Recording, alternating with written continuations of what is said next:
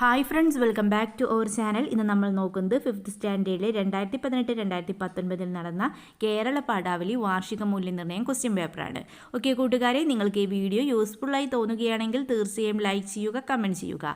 ഇതുവരെ ഞങ്ങളുടെ channel subscribe ചെയ്യാത്ത കൂട്ടുകാരുണ്ടെങ്കിൽ തീർച്ചയായും സബ്സ്ക്രൈബ് ചെയ്യുക. ഓക്കെ, നമുക്ക് ആദ്യ പ്രവർത്തനം നോക്കാം. പ്രവർത്തനം 1, വായിക്കാം എഴുതാം. കവിത വായിച്ച ചോദ്യങ്ങൾക്ക് ഉത്തരം എഴുതുക. ഓക്കെ കൂട്ടുകാരെ, നമുക്ക് കവിത ഒന്ന് വായിച്ച് നോക്കാം. ഓരോ മുറ്റവും മെഴുകി മിനുക്കിക്കൊണ്ട് ഓണനിലാവു പരന്ന രാവിൽ അത്താഴപ്പിൻ പരക്കാതം നടക്കുവാൻ മുറ്റത്തിറങ്ങവേ കേട്ടു ഞാൻ. മുത്തശ്ശിയമ്മയ്ക്ക് 90-ാം കാലത്ത് മുത്തരിപ്പല്ല് മുളച്ചല്ലോ. പുത്തരിയവിൽ കുറിക്കാലോ, ഇനി വെറ്റിലപ്പാക്കും ചവയ്ക്കാലോ. മുറ്റത്തെ മുല്ലയ്ക്ക് ചുറ്റും നിന്ന കളിക്കുട്ടികൾ കൈകൊട്ടി പാടിടുന്നു. പാട്ടിന്നിളനീർ നുണഞ്ഞിട്ടോ, കുളിർ കാറ്റു മുട്ടിയുരുമ്മിയിട്ടോ. കോരിത്തരിച്ചു നിന്നല്ലോ നിലാ കോടിയുടുത്തൊരു അരിമുല്ല. ഒ.എൻ.വി. കുറുപ്പിൻ്റെ കവിതാഭാഗമാണ് നമുക്കിവിടെ നൽകിയിട്ടുള്ളത്. കൂട്ടുകാർ എന്ത് ചെയ്യുക? ഈണത്തിലൊക്കെ വായിച്ച് നോക്കുക. ഓക്കെ കൂട്ടുകാരെ, നമുക്ക് ആദ്യ ചോദ്യം എന്താണെന്ന് നോക്കിയാലോ. ഓരോ മുറ്റവും മെഴുകി മിനുക്കിയത് ആരാണ്? ഓരോ മുറ്റവും മെഴുകി മിനുക്കിയത് ആരാണ്? മുത്തശ്ശി, ഓണനിലാവ്, വെയിൽ. ആരാണ് കൂട്ടുകാരെ? ആദ്യ 2 വരികളിൽ പറയുന്നില്ലേ? ഓരോ മുറ്റവും മെഴുകി മിനുക്കിക്കൊണ്ട് ഓണനിലാവു പരന്ന രാവിൽ. അപ്പോൾ ഓരോ മുറ്റവും മെഴുകി മിനുക്കിയത് ആരാണ്? അതെ, ഓണനിലാവ്. ഓക്കെ, ദെൻ രാത്രി ഇറങ്ങിയ കവി എന്താണ് കേട്ടത്? മുറ്റം ഒഴുകുന്ന ശബ്ദം, മുത്തശ്ശിമാർക്ക് മുത്തശ്ശിയമ്മയ്ക്ക് മുത്തരി പല്ലു മുളച്ചു എന്നത് കാറ്റിൻ്റെ ശബ്ദം. എന്താണ് കൂട്ടുകാരെ? അതേ, മുത്തശ്ശിയമ്മയ്ക്ക് മുത്തരി പല്ലു മുളച്ചു എന്നത്. മൂന്നാമത്തെ ചോദ്യം നോക്കാം. മുല്ലയ്ക്ക് ചുറ്റും നിന്ന് ആരാണ് കൈകൊട്ടി പാടിയത്? കുട്ടികൾ, പൂക്കൾ, കവി. ആരാണ്? വരികൾ നോക്കൂ. മുറ്റത്തെ മുല്ലയ്ക്ക് ചുറ്റും നിന്ന കളിക്കുട്ടികൾ കൈകൊട്ടി പാടുന്നു. കൈകൊട്ടി പാടുന്നു. അപ്പോൾ ആരാണ് കൂട്ടുകാരെ മുല്ലയ്ക്ക് ചുറ്റും നിന്ന് ആരാണ് കൈകൊട്ടി പാടിയത്? അതേ, കുട്ടികളാണല്ലേ. ഓക്കെ, ദെൻ ആരാണ് കോരിത്തരിച്ച് നിന്നത്? കുളിർക്കാറ്റ്, പൂന്തോട്ടം, അരിമുല്ല. ആരാണ്? അതേ, അരിമുല്ലയാണല്ലേ. ദെൻ അടുത്ത ചോദ്യം നോക്കാം. ഈ കവിതയിൽ രാത്രി ഭക്ഷണം എന്നതിനു പകരം ഉപയോഗിച്ചിരിക്കുന്ന വാക്ക് ഏതാണ്? അത്താഴം, പാക്ക്, ഇളനീർ. ഏതാണ് കൂട്ടുകാരെ വേർഡ്? അതേ, അത്താഴമാണല്ലേ. ഓക്കെ, ദെൻ നമുക്ക് അടുത്ത പ്രവർത്തനം എന്താണെന്ന് നോക്കിയാലോ. പ്രവർത്തനം 2, പ്രസംഗം തയ്യാറാക്കാം.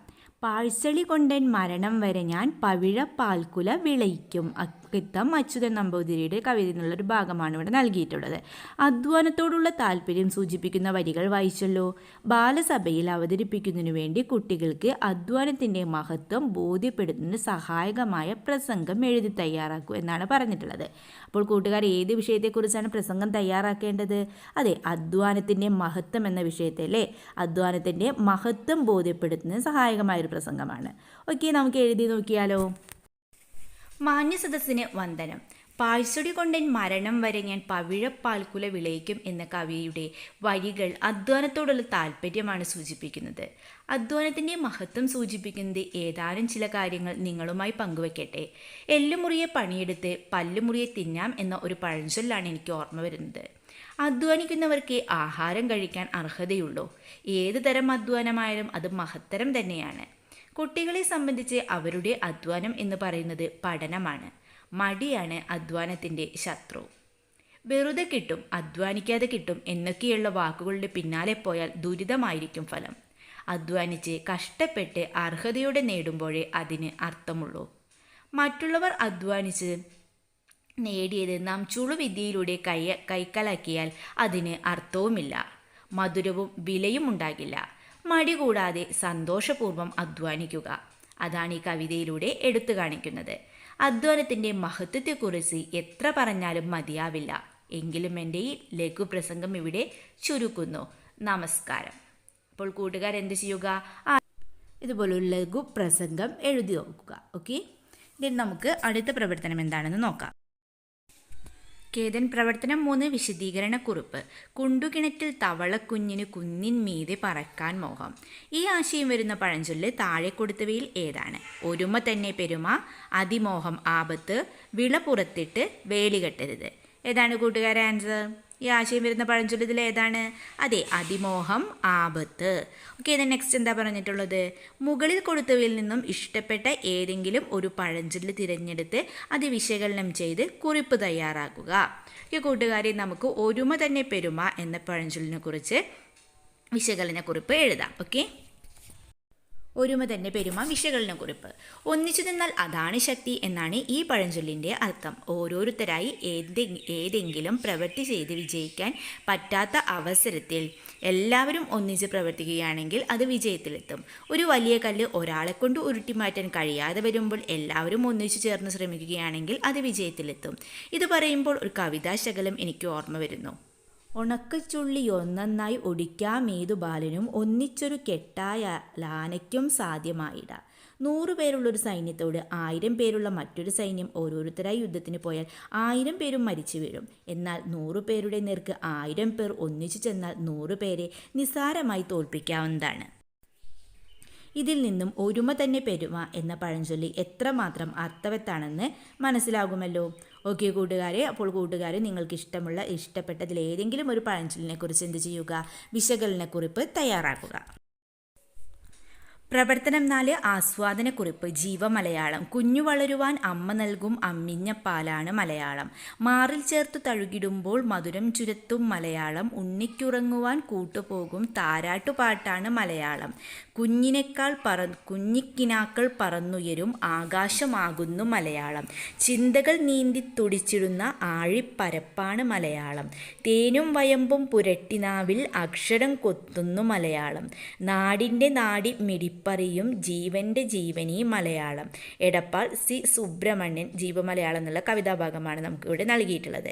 മലയാള ഭാഷ മലയാളികളുടെ ജീവിതം തന്നെയെന്ന് കവി പറയുന്നു. എങ്ങനെയെല്ലാമാണ് കവി ഇത് പറഞ്ഞിട്ടുള്ളത് എന്ന് നിങ്ങൾക്ക് മനസ്സിലായല്ലോ. ഒരു ആസ്വാദനക്കുറിപ്പ് തയ്യാറാക്കൂ. ഓക്കെ കൂട്ടുകാരെ, നമുക്ക് എഴുതി നോക്കാം. ശ്രീ എടപ്പാൾ സി സുബ്രഹ്മണ്യത്തിൻ്റെ കവിതയാണ് ജീവമലയാളം. മലയാള ഭാഷ കേരളീയനെ സംബന്ധിച്ച് എത്ര പ്രാധാന്യമുള്ളതാണെന്ന് വിശദീകരിക്കുകയാണ് ഈ കവിത. മലയാള ഭാഷയുടെ പ്രാധാന്യമാണ് ഈ കവിതയുടെ ആശയം.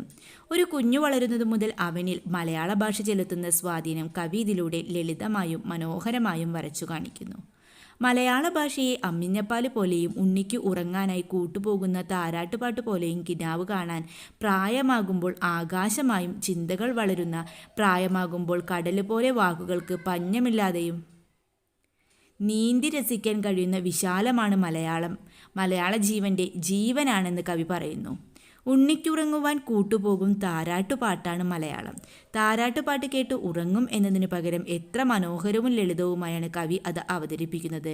താളത്തിലും ഈണത്തിലും വായിക്കാൻ കഴിയുന്ന ഒരു സുന്ദര കവിതയാണ് ജീവമലയാളം. കൂട്ടുകാരും ഇതുപോലെ ആസ്വാദനക്കുറിപ്പ് തയ്യാറാക്കുമല്ലോ. ഓക്കെ, നമുക്ക് അടുത്ത പ്രവർത്തനം എന്താണെന്ന് നോക്കിയാലോ. പ്രവർത്തനം 5 അഭിമുഖ ചോദ്യാവലി. മയിൽപ്പീലി സ്പർശം എന്ന കഥ മൃഗങ്ങളുടെ പരസ്പര സ്നേഹത്തിൻ്റെയും സഹകരണത്തിൻ്റെയും കഥയാണ്. ഈ കഥയിലെ ഉണ്ണിമായ എന്ന കഥാപാത്രം ചിലപ്പോൾ കഥാകാരി തന്നെയാകാം. ബാല്യകാല അനുഭവങ്ങളിൽ നിന്നും രൂപപ്പെട്ട സ്വപ്നങ്ങളാണ് എൻ്റെ കഥകൾ എന്ന് കഥാകാരി പറയുന്നുണ്ട്. അഷിത എന്ന കഥാകാരിയെക്കുറിച്ചും അവരുടെ രചനകളെക്കുറിച്ചും നിങ്ങൾക്ക് കൂടുതൽ അറിയണ്ടേ? അതിനായി ഒരു അഭിമുഖ ചോദ്യാവലി തയ്യാറാക്കൂ. കുറഞ്ഞത് 5 ചോദ്യങ്ങളെങ്കിലും ഉണ്ടായിരിക്കണമെന്ന് എന്നാണ് പറഞ്ഞിട്ടുള്ളത്. നമുക്ക് ചോദ്യങ്ങൾ എഴുതി നോക്കാം. എന്നു മുതലാണ് എഴുതി തുടങ്ങിയത്? ചോദിച്ചുകൂടെ? തന്നെ എന്ത് ചോദിക്കാം? ആദ്യത്തെ കഥ എഴുതിയിട്ട് ആരെയാണ് കാണിച്ചത്? പ്രതികരണം എന്തായിരുന്നു? അടുത്ത ചോദ്യം നോക്കാം. കഥയുടെ ആശയം സ്വന്തം ജീവിതാനുഭവങ്ങൾ തന്നെയാണോ? സ്വന്തം കഥകളിൽ ഏറ്റവും ഇഷ്ടപ്പെട്ടത് ഏത്? പ്രധാനപ്പെട്ട കൃതികൾ ഏതൊക്കെയാണ്? കഥയിൽ സ്വന്തം ആഗ്രഹങ്ങളാണോ പ്രതിഫലിച്ചു കാണുന്നത്? ഇതുപോലൊരു 5 ചോദ്യങ്ങൾ കൂട്ടുകാരൻ തയ്യാറാക്കുമല്ലോ. ഓക്കെ, പ്രവർത്തനം 6 നോക്കാം. താരതമ്യക്കുറിപ്പ്. എൻ്റെ മുടി മെല്ലെ കൊഴിഞ്ഞു തുടങ്ങി. പതുക്കെ ഞാൻ പൂർണ്ണമായും മൊട്ടയായി.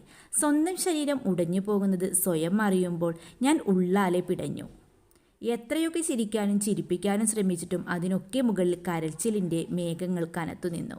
ഇന്നസെന്റിൻ്റെ ഈ മാനസികാവസ്ഥയും ക്യാൻസർ വാർഡിലെ ചിരി എന്ന പാഠഭാഗത്തെ ആശയവും താരതമ്യം ചെയ്ത് കുറിപ്പ് തയ്യാറാക്കുക.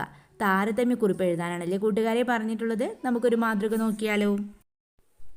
ഇന്നസെന്റിൻ്റെ മാനസികാവസ്ഥ. മുടി കൊഴിഞ്ഞ് ശരീരം തകരുന്ന ഒരു അവസ്ഥയിലാണ് ഇന്നസെന്റ് എത്തിച്ചേർന്നത്. അതിൻ്റെ അർത്ഥം മരണത്തിൻ്റെ പടിവാതിൽക്കൽ വളരെ അടുത്ത് എത്തി എന്നാണ്. മരണം അടുത്തെത്തുമ്പോൾ ചിരിക്കാനോ ചിരിപ്പിക്കാനോ ആർക്കും സാധിക്കുകയില്ല. സ്വന്തം ജീവിതം അവസാനിക്കും എന്ന ദുഃഖകരമായ സത്യം അപ്പോൾ മനസ്സിനുള്ളിൽ കരച്ചിലും വേർപാടിൻ്റെ ദുഃഖവും മാത്രമായിരിക്കും. ആ അവസ്ഥയാണ് ആദ്യത്തെ വായനാ ഭാഗത്ത് തന്നിരിക്കുന്നത്. പാഠഭാഗത്തെ അവസ്ഥ. മരണം ഉടനെ എത്തും. കുറച്ചു മാസങ്ങൾക്ക് ശേഷം എത്തുമെന്ന് ഇന്നസെൻറ്റിന് മനസ്സിലായി. എന്നാൽ മനസ്സിനെ ധൈര്യപ്പെടുത്താനായി ദുഃഖത്തിൻ്റെ പിടുത്തത്തിൽ നിന്ന് സ്വയം രക്ഷപ്പെടാനായി തമാശയും ഫലിതവും ചിന്തകളിൽ നിറയ്ക്കുക. അതാണ് ഈ പാഠഭാഗത്ത് ഇന്നസെൻറ്റ് പ്രാവർത്തികമാക്കാൻ ശ്രമിച്ചത്. രണ്ട് അവസ്ഥകളും താരതമ്യം ചെയ്താൽ ഒരു ഭാഗത്ത് മരണമെന്ന ദുഃഖം ഫലിതത്തിലൂടെ മറന്ന് സ്വയം മനസ്സിനെ ശക്തിപ്പെടുത്തി ആയുസ് നീട്ടാൻ ശ്രമിക്കുന്ന ഇന്നസെൻറ്റിനെ കാണാം. നല്ലൊരു ചിന്തയാണത്. എന്നാൽ രോഗാവസ്ഥ ഒരു പ്രത്യേക ഘട്ടത്തിൽ എത്തിയപ്പോൾ മുടി കൊഴിഞ്ഞ ശരീരം തകരുന്ന ഘട്ടത്തിൽ ഇന്നസെൻറ്റിൻ്റെ മാനസിക ധൈര്യം ചോർന്നു പോകുന്നതായി കാണാം. മനസ്സിലെ ദുഃഖം, മരണഭയം ഫലിതവും ചിരിയും തല്ലിക്കെടുത്തുന്നു. എത്ര ശക്തമായ മനസ്സായാലും മരണമെന്ന ഭയം ഇന്നസെൻറ്റിനെയും കീഴടക്കുന്നതായാണ് നമുക്ക് ഈ ഭാഗങ്ങൾ താരതമ്യം ചെയ്യുമ്പോൾ മനസ്സിലാകുന്നത്. ഓക്കെ കൂട്ടുകാരെ, അപ്പോൾ കൂട്ടുകാർ എന്ത് ചെയ്യുക? ഇതുപോലൊരു താരതമ്യക്കുറിപ്പ് തയ്യാറാക്കുക. ഓക്കെ, അങ്ങനെ നമ്മൾ ഈ ക്വസ്റ്റ്യൻ പേപ്പറിൽ എല്ലാ ക്വസ്റ്റ്യൻസും ഡിസ്കസ് ചെയ്ത് കഴിഞ്ഞു. നിങ്ങൾക്ക് വീഡിയോ യൂസ്ഫുള്ളായി തോന്നുകയാണെങ്കിൽ തീർച്ചയായും ലൈക്ക് ചെയ്യുക, കമൻറ്റ് ചെയ്യുക. ഓക്കെ കൂട്ടുകാരെ, നമുക്ക് മറ്റൊരു വീഡിയോയുമായി വീണ്ടും കണ്ടുമുട്ടാം. Okay, by.